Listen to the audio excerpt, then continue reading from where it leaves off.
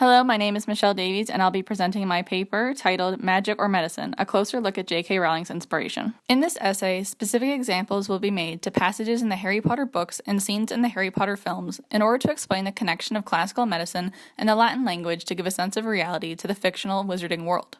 The essay will be broken down into the characters and practices of Hogwarts staff, Madame Poppy Pomfrey, the matron, Professor Pomona Sprout, the herbology teacher, Professor Severus Snape, the potions master, and Professor Horace Slughorn, the potions master that replaces Snape.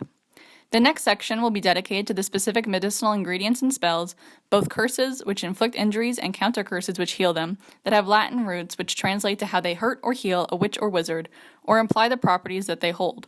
Finally, it will examine the Wizarding Hospital, St. Mungo's Hospital for magical maladies and injuries, and the etymology behind the names of some of its healers.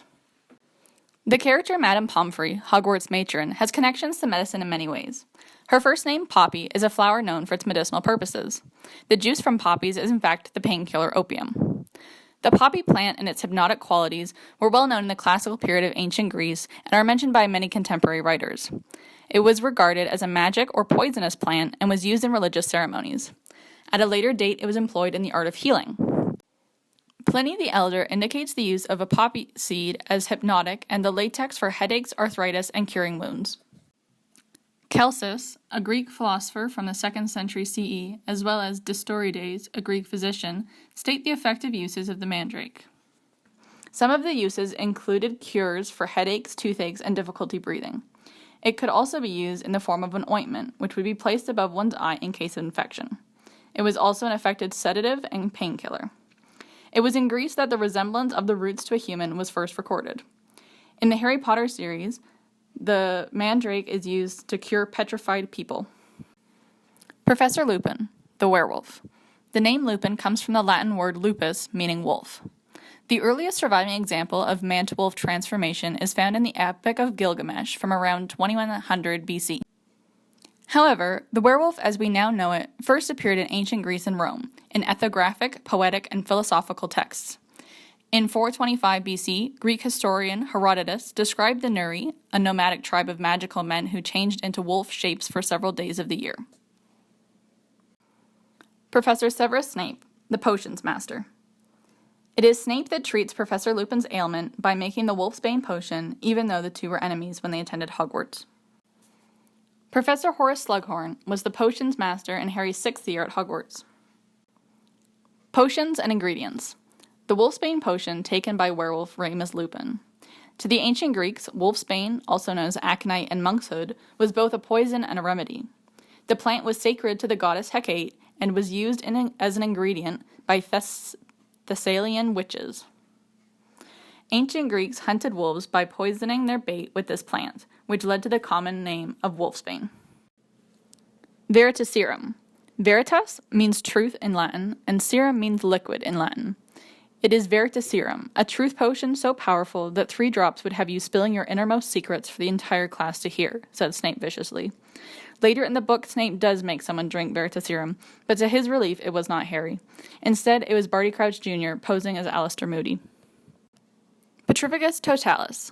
This is a full body bind spell which makes the victim's arms and legs snap shut close to their body so they are unable to move. The best example of this is when Hermione reluctantly uses it on Neville when the Golden Trio, Harry, Ron, and Hermione, try to stop the theft of the Philosopher's Stone. Petrificus comes from the Latin word petra, meaning rock or boulder. Ficus is a Latin suffix meaning making or doing. Totalis is Latin for entire or whole. Thus, this spell translates, loosely, to make entirely a rock.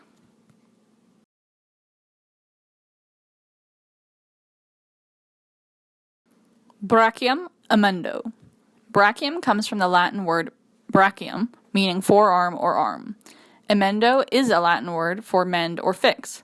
Altogether, this spell means I mend the forearm. This spell is used by Gilderoy Lockhart, the inept Defense Against the Dark Arts professor, and is intended to heal Harry's broken arm after it was hit by a rogue bludger, a flying ball in a wizard sport called Quidditch that's sole purpose is to knock Quidditch players off their brooms. Unfortunately, due to Professor Lockhart's lack of skill, the spell actually removed all the bones in Harry's arm.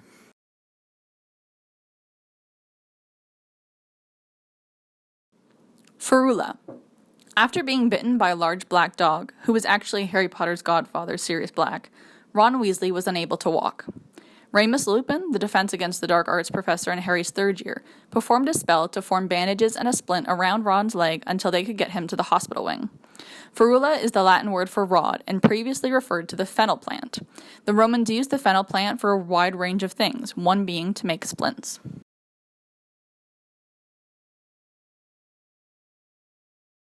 The 3 unforgivable curses.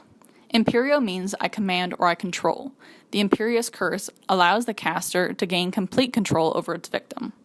Crucio means I torture or I torment. The Cruciatus Curse causes the victim to feel excruciating pain within their body. And Avada Kedavra, I destroy as I speak. The Killing Curse that kills the victims immediately. This is derived from another ancient language, Aramaic.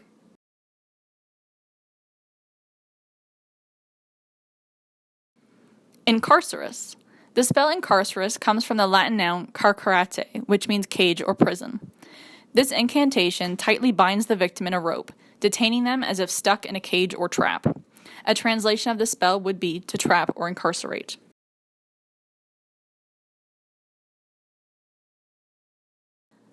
Episci. This spell is used by Luna Lovegood to repair Harry's nose. Harry had been spying on Draco Malfoy in the Hogwarts Express, and when he was discovered, Draco broke his nose by stomping on it. Luna finds Harry and offers to fix his nose. Episci comes from the ancient Greek noun episkue, meaning a repair or a restoration. Sectum Sempra and Vulnera Senentur. Both of these spells are creations of the infamous Half-Blood Prince, and Harry, having successfully used some of this wizard's spells before, used Sectum Sempra to attack Draco Malfoy while the two were dueling.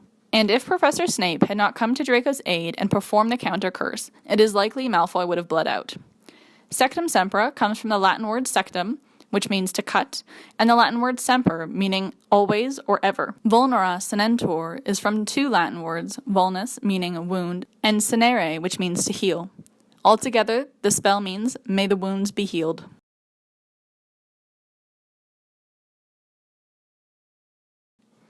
Obliviate.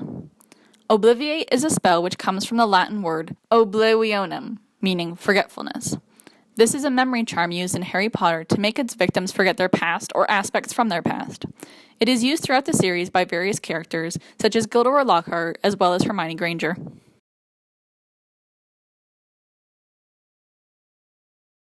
Hippocrates Smethwick, healer in charge.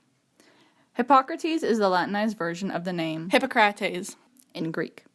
Hippocrates of Kos was a 5th century BC physician and founder of the Hippocratic Oath, which is still used by doctors Hippocrates today. is thusly known as the father of medicine. Smethwick was the healer at St. Mungo's that looked after Arthur Weasley after he had been attacked by Nagini, the snake.